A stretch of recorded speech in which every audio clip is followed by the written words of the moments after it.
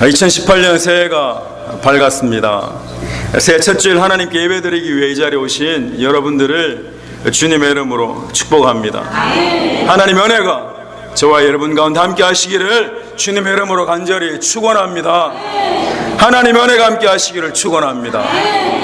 오늘은 고린도전서 15장 10절 말씀을 가지고 이 은혜 안에 서라는 제목으로 함께 은혜 나누기 원합니다. 은혜 안에 서라입니다. 올해 우리 교회의 표어가 은혜 안에 서라입니다. 은혜 안에 서라는 것은 은혜 안에 머물라는 것이고 은혜로 살라는 것입니다. 올 한 해 저와 여러분이 오직 하나님의 은혜로 살아가기를 주님의 이름으로 간절히 축원합니다. 하나님의 은혜로만 살아가시기를 주님의 이름으로 간절히 축원합니다.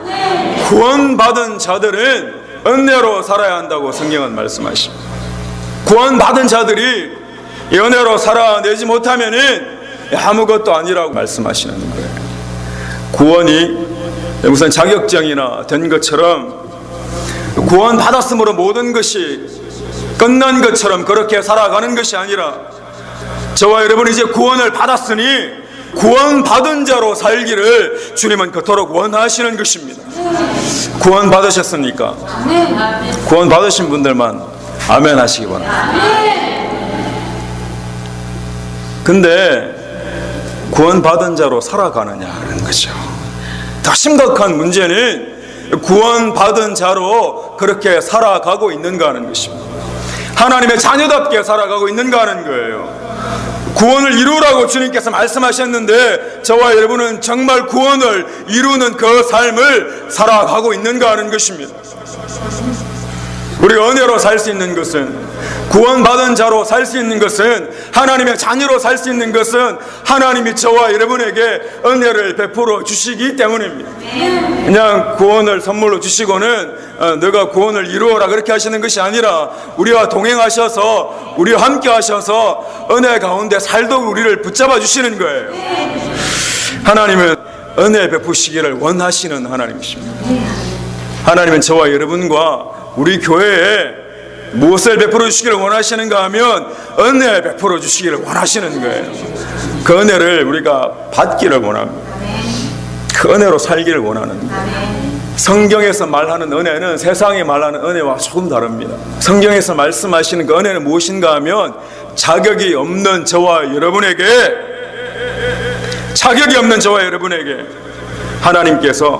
하나님께서 우리의 모든 죄를 다 사하시고는 저와 여러분에게 구원을 선물로 주신 것을 은혜라고 합니다. 자격이 없는 자에게 하나님께서 주셨다는 거예요. 은혜라고 하면 무엇이 떠올라야 되는가 하면 나는 자격이 없는 자이구나. 그럼에도 불구하고 하나님 우리를 사랑하셔서 우리에게 은혜 베풀어 주시는구나. 저와 여러분에게는 이미 뭐가 임했는가 하면 하나님의 은혜가 임한 거예요. 구원 받았다는 건 하나님의 은혜가 저와 여러분 가운데 임한 것입니다. 그런데 그 은혜로 살아가는 자가 있고 그럼에도 불구하고 여전히 세상이 주는 은혜로 살아가는 자가 있더라는 거예요. 하나님의 사랑으로 위해 모든 허물과 죄를 다 덮으신 것을 은혜라고 합니다. 죽을 수밖에 없는 우리들의 모든 죄를 다 덮어버리시고는 저와 여러분을 죄 없다 하시고 의롭다 하시고 거룩하다 하시고 구원을 주신 것을 은혜라고 합니다. 다 덮어버리신 거예요. 그래서 구원받은 자로 살아간다는 것, 은혜 받은 자로 살아간다는 것, 저와 여러분이 은혜 가운데 살아간다는 것은 저와 여러분도 그 누군가를 향해 덮어주면서 살아가는 것입니다. 이 세상에 하나님의 사랑으로 덮지 못할 죄는 하나도 없습니다. 아무리 죄가 커도 하나님의 사랑보다 크지 않는 거예요. 그 크신 사랑이 덮어버리셨습니다. 우리의 그 흉측한 죄를 예수 그리스도의 보혈로 다 덮어버리십니다. 그것을 은혜라고 합니다. 그 은혜가 저와 여러분 가운데 있다면 그것이 흘러 우리 주위에 있는 사람을 덮어줘요. 저와 여러분 안에는 이미 하나님의 사랑이 있습니다.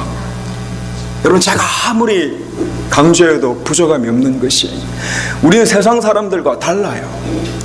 뭐가 정확하게 있는가 하면 예수 그리스도의 사랑에 인친 바가 저와 여러분 안에 이미 있습니다. 그 사랑을 붙잡고 살라고 말씀하십니다. 이미 사랑이 내 안에 들어와도 그 사랑을 무시한 채 그렇게 살 수도 있고, 그 사랑을 붙들고 살 수도 있는 것입니다. 여러분, 이미 우리 안에 들어오신 그 사랑을 붙잡고 그 은혜 가운데 살아가는 저와 여러분 되시기를 주님의 이름으로 간절히 축원합니다. 분명히 상대방의 의무를 덮을 수 있다고 말씀하시는, 우리는 성경을 통해 셈과 함과 야베스 이야기를 잘 알고 있습니다. 아버지 노아가 술에 취해서 벌거벗은 채 누워있는 거예요. 노아의 허물이 드러난 거지요. 노아가 누구입니까? 120년 동안 아무런 불평 없이 오직 하나님의 말씀에만 순종하여 방주를 만들었던 그 사람이에요. 그런 사람도 실수할 때가 있더라는 것입니다. 그렇다면요, 그 누군가가 실수를 했을 때 저와 여러분에게 필요한 것이 뭐냐고요? 그 사람은 안 돼. 그 사람은 원래 그런 사람이야. 그런 정죄와 심판과 조롱하는 마음이 필요한 것이 아니라, 그럼에도 불구하고 허물이 우리 눈앞에 드러났음에도 불구하고 덮어주고자 하는 마음이 저와 여러분 가운데 필요한 것입니다. 창세기 9장 23절 말씀을 보시면, 셈과 야벳이 옷을 취하여 자기들의 어깨에 메고 뒷걸음질 쳐서 들어가 아비의 하체를 덮었음에 그들의 얼굴을 돌이키고 그 아비의 하체를 보지 아니하였더라. 홍수 심판 때 방주에 타서 구원을 받은 자들이에요. 다 죽어가는 것을 직접 눈으로 보고 자신들만 방주에 타서 구원을 받은 자들인데, 그럼에도 불구하고요, 그 누군가는 여전히 허물을 덜추어내고 있고, 그 누군가는 허물을 덮어주는 자들이 있더라는 것입니다. 분명히 구원받았다고 하는 거예요. 자신은 구원받았다고 이야기해요. 그런데 여전히 형제와 자매의 허물만 덜추는 자들이 있고, 그들의 허물을 덮어주는 자들이 있더라는 것입니다. 성경은 정확하게 기록하고 있습니다. 허물을 덜추어낸 함은 저주를 받고, 허물을 덮은 셈과 야벳은 복을 받을지어다라고 하십니다. 여러분, 어느 편에 서실지 여러분이 선택하시는 겁니다. 하지만 여러분이 간곡히 성령님께서 말씀하십니다. 은혜 가운데 덮어주는 자가 되라고 하십니다. 은혜로 살아가는 저와 여러분 되시기를 주님의 이름으로 간절히 축원합니다. 구원받은 자로 살아간다는 것은 다른 것이 아니라 은혜로 살아가는 거예요. 나는 구원받았습니다. 그러니 너는 구원받지 못한 자입니다. 정죄하며 살라는 것이 아니라, 구원파와 신천지처럼 구원받은 것에만 집중하는 것이 아니라 구원받은 자로 살아가야 되는 거예요. 우리 이단이 아닙니다. 이단처럼 살아갑니다. 구원 끝. 그렇지 않아요. 은혜 안에 있으면은 다른 사람을 향한 긍휼한 마음과 불쌍한 마음이 내 안에서 생겨나는 것입니다. 그렇다면 세상의 모든 부정과 부패와 부조리와 부도덕을 모른 채 하라는 것입니까? 그렇지 않아요. 성경은 분명히 오직 공법을 물같이 정의를 하수같이 흘릴지로다, 누구보다 정의롭게 정직하게 살라고 하십니다. 그런데요, 우리가 알아야 할 것이 있습니다. 하나님의 사랑으로 그 누군가를 품으면 우리 안에 있는 죄는 사라지고, 사람을 품지 않으면 죄가 활개를 칩니다. 교회 안에서도 은혜로 사람을 품기 시작하면 그 죄는 온데간데 없이 도망가 버리지만, 상대방을 정죄하고 덜추기만 하면 죄가 활개를 치는 곳이 바로 교회가 됩니다. 지나간 것 계속해서 드러내어서 덜추기만 하고 상대방을 모욕하기만 하는 그런 삶을 주님은 원치 않으시는 거예요. 우리 교회 가운데 하나님의 은혜가 충만하기를 주님의 이름으로 간절히 축원합니다. 여러분 인생 가운데도 하나님의 은혜가 충만하시기를 간절히 원합니다. 사랑하는 성도 여러분, 그렇게 해도 되고 안 해도 되고의 문제가 아니에요. 덮으면 복이 되고 덮지 않으면 저주라고 말씀하십니다. 구원받은 자들에게 말씀하시는 거예요. 은혜로 살아야지만 하늘의 복이 저와 여러분 가운데 임하는 것입니다. 하나님의 복이 저와 여러분과 우리 교회 가운데 충만하게 임하기를 주님의 이름으로 간절히 축원합니다. 사랑하는 성도 여러분, 2018년을 시작하면서 하나님께서 저와 여러분에게 부탁하십니다. 은혜로 덮으라고 하시는 거예요. 그 사람을 사랑하는 마음으로, 그 영혼을 사랑하는 마음으로 은혜로 덮어보십시오. 그 가운데 하나님의 놀라운 은혜를 다시 한번 경험하게 되실 것입니다. 저와 여러분은 이미 덮을 수 있는 하나님의 은혜와 사랑이 우리 가운데 있습니다. 근데 거기에 순종하지 않을 뿐이에요. 이미 저와 여러분 가운데 있습니다. 셈과 야벳이 자신의 옷을 취해서 아버지의 허물을 덮은 것처럼 우리의 의를 벗어버리면 다른 사람의 허물을 덮을 수 있습니다. 내 옷을 벗지 않고 예복을 입을 수 없는 것처럼 내 의를 벗어버리지 않으면 다른 사람의 허물을 절대로 덮어줄 수가 없습니다. 나의 판단의 기준의 옷을 벗지 않으면 다른 사람이 용납되지 않습니다. 나는 무조건 맞습니다. 나만 무조건 옳습니다. 그런 옷을 여전히 입고 있으면 상대방의 허물을 덮어주지 못하는 겁니다. 자신의 옷을 취해 아버지의 허물을 덮어준 것처럼 우리 생각에는 분명히 이게 맞을지라도 그 옷을 벗어버리고 상대방에게 덮어줄 때 하나님의 놀라운 역사가 저와 여러분 가운데 일어나게 될 것입니다. 오늘 본문에 사도 바울이 고백합니다. 나의 나 된 것은 하나님의 은혜로 된 것이라. 나의 나 된 것입니다. 두 사람의 나가 있어요. 이전의 나와 지금의 나가 있는 것입니다. 과거의 나와 현재의 나를 구별하고 있습니다. 구원받은 이후의 삶 가운데 이전의 나와 이후의 나, 구원받기 이전의 삶 가운데 이전의 나와 지금의 나를 구별해서 말씀하시는 거예요. 과거의 나로부터 현재의 나로 변화되었다고 고백하는 것입니다. 이렇게 자신이 변화될 수 있었던 유일한 것은 오직 하나님의 은혜 때문이라는 거예요. 올해 저와 여러분 가운데에도 우리 연말에 가서 우리 모두가 이런 고백을 할 수 있게 되기를 원합니다. 나의 나 된 것은 주님의 은혜입니다. 우리 교회가 이렇게 된 것은 주님의 은혜입니다. 우리 가정이 이렇게 된 것은 주님의 은혜입니다. 조그마한 자랑을 가지고 그렇게 자랑하지 마십시오. 남보다 조금 잘난 것 하나 붙들고 그렇게 살지 마십시오. 하나님은 은혜로 살기를 원하십니다. 은혜 안에 머물면은 그 은혜로 살 수 있다고 말씀하십니다. 내가 변화되었음을 고백하는 여러분, 올 한 해 우리가 주님 은혜 가운데 다 변화되기를 바랍니다. 하나님 우리를 붙들어 주셔서 은혜 안에 있기만 하면 저와 여러분은 변화되어질 것입니다. 그 은혜를 받아들이지 않고 그냥 세상의 은혜대로 내 가치관대로 살아가면 똑같습니다. 1년 아니라 10년이 지나고 100년이 지나도 여러분은 변화되지 않습니다. 저는 저와 여러분이 변화되기를 주님의 이름으로 간절히 축원합니다. 하나님 우리 함께 하시는데 그 경험하기를 원합니다. 신약 성경의 은혜라는 단어가 카리스입니다. 카리스는 기뻐하게 된 상태를 의미합니다. 그러니까 은혜를 받으면 기쁘다는 거예요.